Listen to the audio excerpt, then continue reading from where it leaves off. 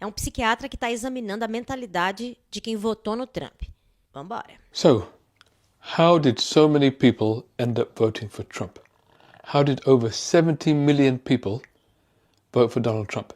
This has been something that the subscribers to my channel, the viewers of my videos, have been asking again and again and again over recent weeks. And it's a perfectly valid, completely understandable question. What's going on in the mind of Trump voters? And I've heard some harrowing stories about people whose families have been split apart, people who have been estranged from close relatives because of their support for Trump, and how alienated they feel by that. It's something that is close to the heart of a lot of the folks who follow this channel, and that's why I wanted to make a special video about it today. Now, the reason why people have gravitated in the end to vote for Trump is based on some fundamental insecurities. There's one fundamental insecurity at the heart of society today, which I'll address at the end of the video, but that insecurity manifests in two primary sort of evident ways when we look at how votes are cast. The first thing is economic insecurity, and that is a completely understandable reaction to the economic situation we find ourselves in. COVID was, of course, a once-in-a-generation health scare. Hopefully it will stay that way. We obviously can't predict the future, but leading up to that for decades, we'd never had anything like that in all of our lifetimes. What governments had to do then was pump money into the economy to keep it going during lockdowns. We had to invent things like furlough schemes and paying people basically to stay at home. And all of that economic activity carried on going, but it required the government to pump huge amounts of money into the economy. And that happened all around the world.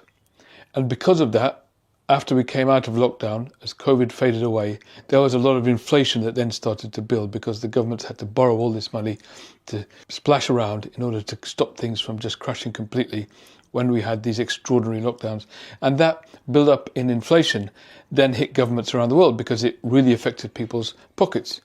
So because of that economic impact on people, governments all around the world were severely affected. Almost every democratic process that has taken place over the last year, 18 months, has resulted in the incumbent party either severely losing seats or being defeated altogether. And that occurred to parties on the left or the right. So you look at the UK, for example, where I am, we had a party of the right, on the right, the Conservative Party. And they were annihilated in the general election, not really because the opposition, now the government, Labour, were very popular. Actually, polls have consistently showed that they're not, and they haven't been since being elected, but because the Conservatives were so unpopular. Like Biden, they were incumbents, but unlike Biden, they had a completely different philosophy. They were on the right, but they got annihilated in the same way. So governments all around the world got smacked because inflation really hit people's pockets, and so people were punishing politicians. So that is one part of the insecurity, that's the economic insecurity. Now, those voters who voted primarily because of economic insecurity are the ones in swing states. They're the swing voters who, would have voted for Biden previously. They may have voted for Obama before, but this time they voted for Trump. They're not the hardcore MAGA voters. They're the ones who kind of lent their vote to MAGA and to Trump because of the economic insecurity, which kind of got him over the top. Those voters are probably already gone because looking at polls right now, Trump's opinion polls ratings are plummeting. He's now underwater in that more people disapprove of him than approve of him, which has never happened to any president in history at this point in the electoral cycle. Usually about a month or so in, they remain very popular because there's this new shine around the new administration. That has already disappeared from Trump. And his economic numbers, what people see as his economic competence, polls tell us have completely sunk into the toilet. He's not trusted on the economy at all. Of course not, because there's now major stock market plunges and the possibility of recession, which was not the case before Trump came into office. So he's already lost those voters. But all those people came to him through economic insecurity, and many of them now are genuinely regretting their vote. They're getting serious buyer's remorse, and you're hearing about this all the time. So that's one tranche of voters. The other tranche of voters are coming at this from a sense of cultural and identity insecurity. The idea that your identity, your culture is under threat. Now, these are voters who are more like the MAGA hardcore, but they weren't born racist, right? These aren't people who are all born racist and therefore they're just bad people and deplorables, as Hillary Clinton very incorrectly said, and so they should all be dismissed. No, that's not the case. These people were actually radicalized through a concerted process that has taken decades to achieve. Now, this process of radical... Décadas, gente. Essas pessoas que são as mais radicais, elas passaram por um processo que demorou décadas. Eles estão nesse processo há décadas. Nas igrejas. Involved many different parties, whether it's Roger Ailes and Fox News, whether it's the Koch brothers, but also foreign interference. And foreign interference has played a big role in radicalizing a whole section of the American public. And the good thing about foreign interference actually is that they talk openly. Isso é tão verdade, tão perigoso, essa interferência estrangeira, que foi descoberto, foi um escândalo isso há uns meses atrás. Vários desses influenciadores de direita que ficam, né, defendendo Trump, defendendo essas ideias. Os maiores entre eles ganhavam de uma empresa russa aí, um contratante russo aí, $100 mil por vídeo. Um vídeo por semana ganhavam $400 mil por mês. Eles estão bancando nesse nível influenciadores para ficar espalhando essa ideia de extrema direita. Então, ó. About it. Unlike some of the right-wing billionaires and oligarchs who have been poisoning people for all this time, the foreign interference folks occasionally get defectors and they tell you what they've been playing at. They tell you what their policy is. And that includes, for example, the KGB, going back in their history. Now, just look at this video about how the KGB operate and what they had always intended to do, what their modus operandi was from the beginning. Ideological subversion is the process which is legitimate, overt, and open. You can see it with your own eyes. All you have to do, all American mass media has to do, is to unplug their bananas from their ears, open up their eyes, and they can see it. There is no mystery. There is nothing to do with espionage. I know that espionage intelligence gathering looks more romantic. It sells more deodorants through the advertising, probably. That's why your Hollywood producers are so crazy about James Bond type of thrillers. But in reality, the main emphasis of the KGB is not in the area of intelligence at all. According to my opinion and opinion of many defectors of my caliber, only about 15% of time, money, and manpower is spent on espionage as such. The other 85% is a slow process which we call either ideological subversion or active measures, активные мероприятия in the language of the KGB, or psychological warfare. What it basically means is to change the perception of reality of every American to such an extent that despite of the abundance of information, no one is able to come to sensible conclusions in the interests of defending themselves, their families, their community, and their country.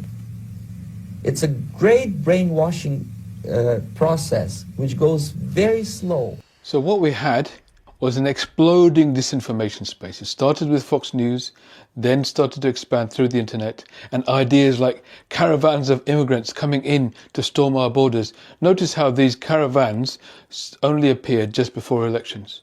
And then they disappeared as soon as the elections. Tem uma outra coisa também, que eu já falei até disso num vídeo, que tem uma história muito bizarra de um blog que apareceu, um blog de socialites aqui de Nova York, né? Tem várias socialites aqui em Nova York e tal, e esse blog começou a dar nota para elas, para personalidades, para as roupas, como se fosse a Miss Socialite, entendeu?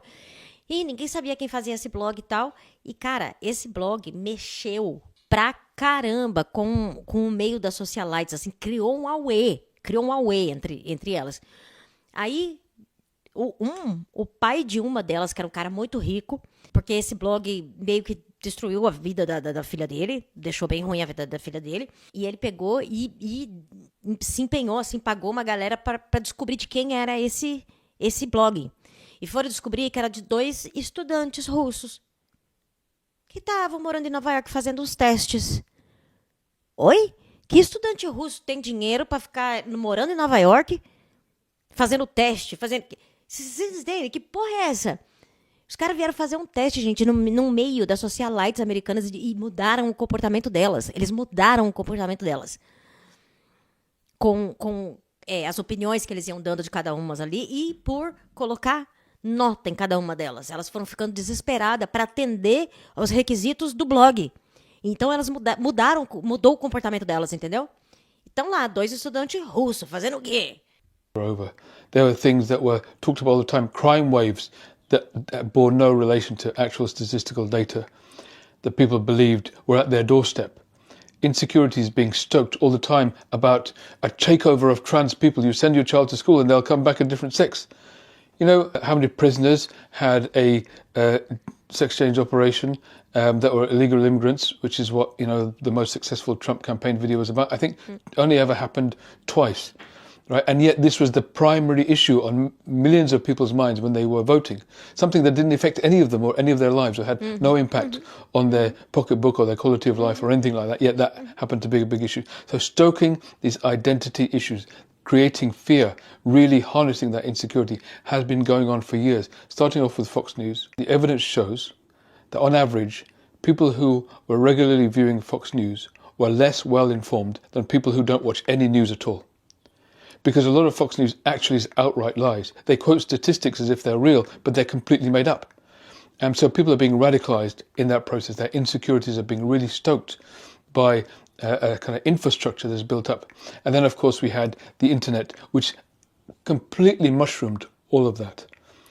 The Russians were able to then professionalize their outfit, what they had been doing for years.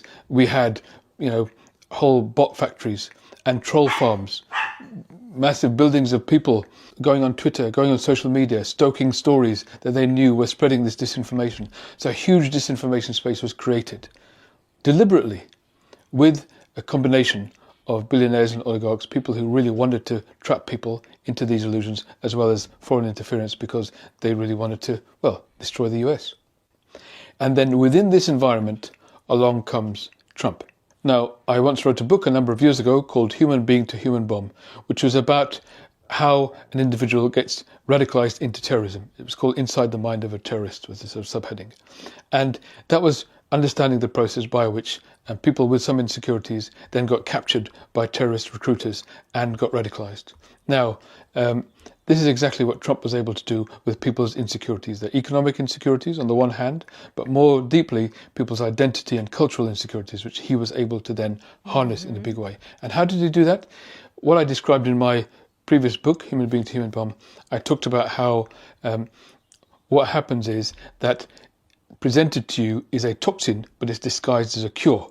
It feels like a cure to all your insecurities. And Trump presented himself as a cure to all these insecurities. That I alone can fix it. You know why? Because you don't have to feel insecure because you're part of this wonderful club of superior people. This sense of superiority that it gave them made up for the insecurities that they felt. So they have this sort of hole inside from these insecurities that have been stoked for years. And Trump then gives you this... Toda vez que eles dão uma lacrada em cima da esquerda, é esse sentimento. É esse sentimento. E gente, sinceramente, tudo aceita. É esse sentimento. É esse sentimento de dar uma energia, vamos dizer assim, pro seu ego, entendeu? Porque às vezes o seu ego tá lá embaixo. E é isso. Balm to make you feel good about yourself again. You're part of MAGA. One thing that was his genuine genius was to create a community. MAGA is a community. It's an identity. It's a brand like we haven't seen in politics for years.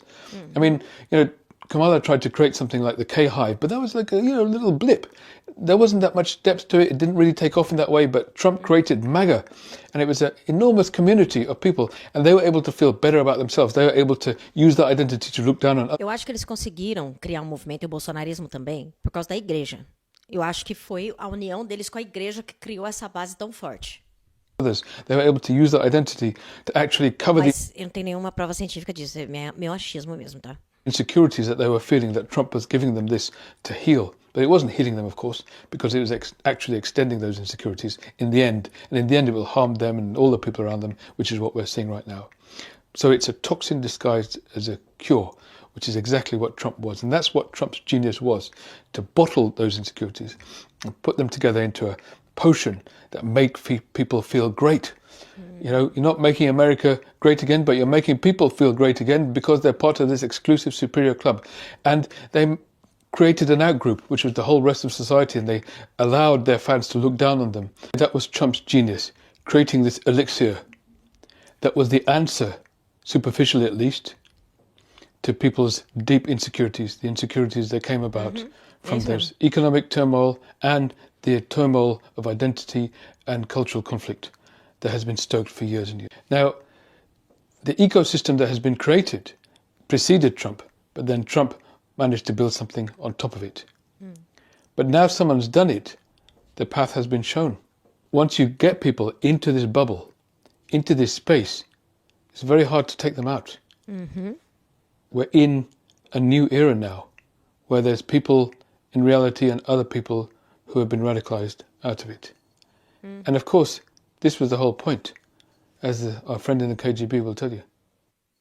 You are stuck with them. You cannot get rid of them. They are contaminated. They are programmed to think and react to certain stimuli in a certain pattern.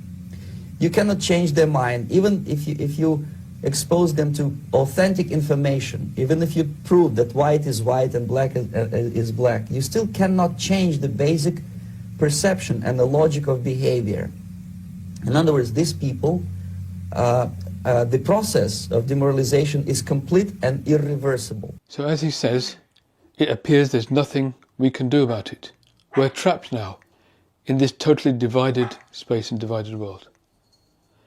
But that's the bit at the end that I have a positive message about, because I do think there is actually something we can do about it. Now, let's look at what happened before Trump's election.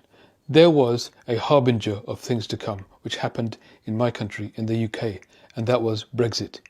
It was a total shock to the system. Nobody expected it to happen. The day after the Brexit vote came in, the Prime Minister, David Cameron, resigned on the spot. It was an earth-shattering blow. And why did it happen? Well, it was also playing on those same insecurities. But what they managed to do in their campaign is to tap into the underlying insecurity. If you remember at the beginning of this video, I talked about how there was an insecurity at the heart of all of this, foundational insecurity upon which the other two insecurities, economic and cultural, have been built. And what the Brexit campaign did, the pure genius of the Brexit campaign, is that they went straight to the heart of that underlying insecurity with 3 words. Their campaign was based on 3 words. Take back control. That's what they said again and again, day in, day out, hour after hour. And that really resonated with people. Yes, we can take back control. Now, the idea was you take back control from Europe, which is, of course, a complete fallacy. Europe never had control. The EU wasn't really dictating anything to us. It doesn't work that way. It's a collaborative community of nations who debate together. But they made it look like that's where your control is being lost. Of course, you ask anybody now, do we feel more in control in our lives? Do we feel like our country is free? Do we feel more free than we were before Brexit? Of course not. It was an illusion. But they tapped into something real. The sense that we don't have control in our lives anymore. And that's what underlies the other 2 insecurities.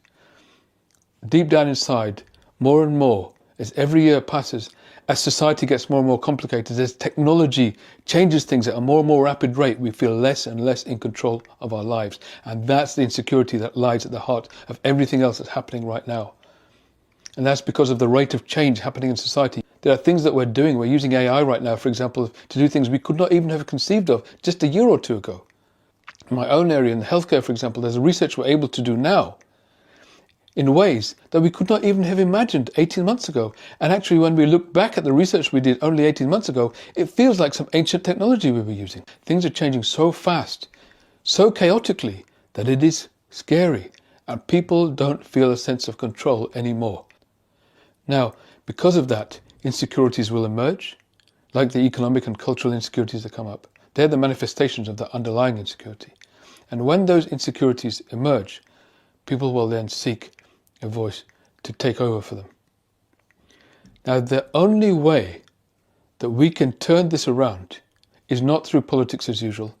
It's not by going back to, okay, we just need slightly different tax policies and think a little bit different about our economic messaging and things like this. No, that might work for 1 or 2 election cycles, but eventually these people will come back.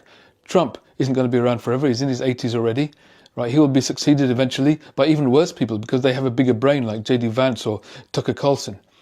and they eventually could destroy democracy altogether and take us all the way back to a Russian-style system. It could happen at any point. We're very vulnerable right now. So what we need to do is to deepen our democracy, is to help people gain a sense of control by participating in everyday decisions around government. Because in truth, a representative democracy, it certainly isn't fit for purpose right now. The only participation we have in our democracy is one vote, one button every 4 years, and that's it. And then you leave them, your congressional people and your presidents, etc., just to get on with things. That's no longer fit for purpose. We have too much information, and we have too much need for control now, given how society is. We all have to be involved. Now, the original system of democracy that was set up in Athens wasn't a representative democracy. It actually involved everybody getting together in the town hall and making decisions together. Now, of course, they had their own backwardness in terms of, only landowners, etc., and slaves couldn't vote, etc. Okay, but that was the idea. Everyone comes together in the town hall to make decisions together. Now, technologically, that wasn't possible for most of the history, because when you're dealing with a country of tens of millions of people rather than a city-state, you're talking about a participation that is almost impossible. Before the internet, it was impossible, really. I mean, corralling people into town halls regularly, that would have been a hard thing to do anyway. Online made it a bit easier. But now with AI, we can actually all engage with each other. AI can be used to harvest the opinions of millions of people at the same time and distill those opinions into a consensus that might be agreeable to the vast majority. If we just look at this channel, for example, within a month of setting it up, I've got over 30,000 subscribers, active people who are engaging in conversation in the comments every single day, every hour of every day. And that's just within a few weeks in a small channel like this. There is a hunger to participate, to engage, to decide on things together. And AI can actually enable us to do that, to give our opinion on policies and ideas, share them with each other, and AI can then harvest that and develop and forge consensus through that, which can then go back to legislators to use to develop consensus policies based on what people are feeding into and create a feedback loop that we're all then engaged in the process of forging laws together, collecting our intelligence together. It's possible now for the first time with AI. And that O medo é a maioria ser burra pra caramba, né? Esse é o medo. will bring us back to the original spirit of democracy, and it will deepen the roots of democracy, which right now, as I've said, is very, very vulnerable indeed. This is how we answer the fundamental insecurity of lack of control which we all feel. And I will be making a lot more videos about this in future and talking in more detail about how this might work and how this could be structured and the kind of technology that will enable it. E, cara, se ele tá sendo muito otimista, não. Sabe, ia recolher todos os, vamos dizer, PEC, fim da escala 6x1.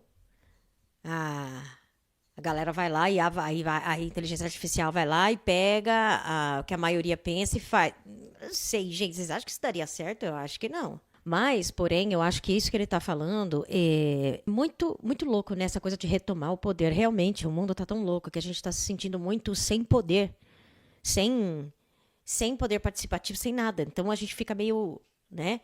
Então, a ideia que ele falou de participar mais, como fazer, assim, como que eu posso participar no meu bairro, no meu condomínio, sabe, porque isso também é política. Como que eu posso participar, sei lá, no meu estado, o que eu posso fazer, sabe, assim, ficar mais ativo, eu vou ter um grupo de alguma coisa para ajudar, sabe? E tem um professor aqui americano que ele chama Richard Wolff, e ele diz que a democracia, para ela ser legal, né, uma saída que ele dá, é ter democracia no trabalho. Porque ele diz que no trabalho, numa empresa, por exemplo, é o CEO que manda e o resto obedece, certo? Ele acha que essa estrutura, ela não é democrática. Então, ele acha que as pessoas não experimentam a democracia porque elas passam a maior parte da vida no trabalho e o trabalho não é uma democracia. Então, ele acha que tem que mudar esse esquema, que as pessoas têm que ter mais participação no trabalho mesmo. Mas eu acho que ele tem toda a razão nisso, sabia? Toda. Então, gente, assim, tem um filme bem, vocês vão rir, mas é O Diabo Veste Prada, que tem uma hora que a chefe vira pra funcionária que ri, porque eles estão discutindo sobre um tom de azul, que é muito parecido para um cinto, para uma roupa, sei lá, para um cinto. E aí ela ri, porque ela fala, gente, é igual. Aí a mulher dá uma aula pra ela, fala assim, ó, você sabe por que você tá vestindo essa roupa de determinada cor? Porque alguém numa sala decidiu isso.